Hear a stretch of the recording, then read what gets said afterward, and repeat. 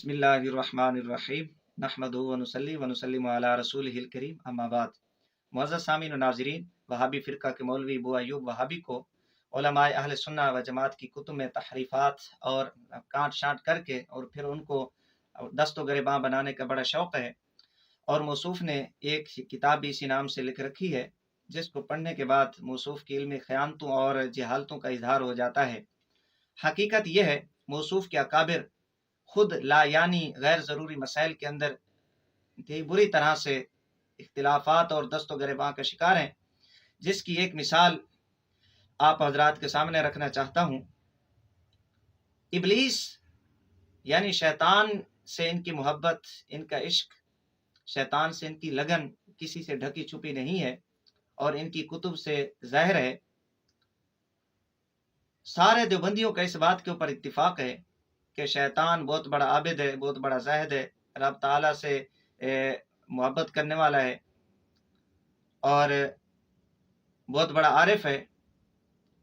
यहाँ तक सब का इत्तिफाक है, लेकिन एक बात में आकर दस्तो गिरबां का शिकार हो गए, इख्तिलाफात का शिकार हो गए, वो है शैतान की सिफत इश्क। एक ग्रुप इनका ये कहता है कि शैतान रब ताला का आशिक है, उसका इश्क इंतहाई आला दर्जे का है। दूसरा ग्रुप ये कहता है कि शैतान को रब ताला के इश्क हासिल नहीं है। ये कौन से ग्रुप हैं? पहला ग्रुप है थानवी साहब का इमदादुल मुश्ताक किताब है, उर्दू बाजार मकतबा रहमानिया से छपी है। इसमें लिखता है कि बाज़ कुतुब में मदह इब्लीस की पई जाती है कि चूंकि तौहीद और इश्क इसका आला दर्जे का था। सफ़ा नंबर 77 के ऊपर कि बाज़ कुतुब में इब्लीस की मदह पई जाती है और इसका इश्क इंतहाई आला दर्जे का है। ये थानवी साहब लिखते हैं। यहाँ पर तौहीद और इश्क इसका आला दर्जे का है। अब ये हर किसी को अपने सिवा हर किसी को मुशरिक कहते हैं, खुद को बहुत बड़ा मुवाहिद समझते हैं। अब यहाँ से पता चलता है कि इनकी तौहीद इब्लीस की तरह है। लेकिन जो थानवी साहब ने इस बात किया है कि शैतान का इश्क आला दर्जे का है, ये एक गिरोह इनका ये कहता है कि इब्लीस का इश्क आला दर्जे का है। और दूसरा गिरोह वो क्या कहता है, तमन्ना दिल किताब है पीर जुल्फ़कार नक्शबंदी की, मकतबतुल फ़कीर फैसलाबाद से ये किताब शाया हुई है और इस किताब का सफ़ा नंबर 21 है। ये लिखता है, सारी सिफात लिखने के बाद शैतान आबिद था, आलिम था, आरिफ था, उसको मार्फत थी रब ताला की।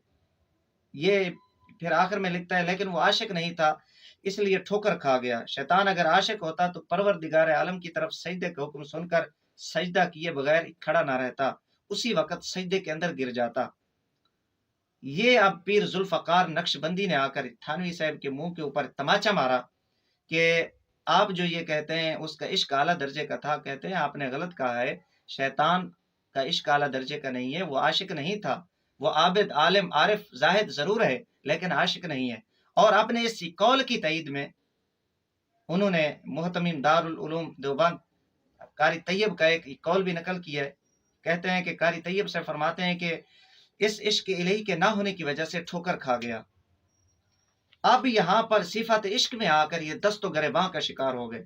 एक ग्रुप शैतान को रब का आशिक कहता है और दूसरा ग्रुप रब का आशिक नहीं मानता। यहाँ पर दस्तो गिरबां हैं, झगड़ पड़े आपस में। और खुद इसी मौलवी अबू अय्यूब वहाबी ने जो किताब लिखी है दस्तो गिरबां, उस किताब के टाइटल के ऊपर एक हदीस नकल की जामे तिरमिज़ी के हवाला से कि मा दल्ला कौमुन बाद हुदन कानू अलैहि इल्ला उतुल जदल, के कोई भी कौम उस वक़्त तक गुमराह नहीं होती जब तक वो आपस के इख्तिलाफात का शिकार न हो जाए, वो आपस के झगड़ों में न पड़ जाए। तो अब अबू अय्यूब वहाबी और इलियास गुमन और इसी तरह दीगर जो मुक़र्रिज़ीन है, इस किताब की तकरीज़ लिखने वाले हैं, उनके मुताबिक थानवी साहब, पीर जुल्फ़कार नक्शबंदी और कारी तैयब दस्तो गिरबां होकर आपस में इख्तिलाफात का शिकार होकर झगड़े में पड़कर इन्हीं के उसूल के मुताबिक गुमराह करार पाते हैं।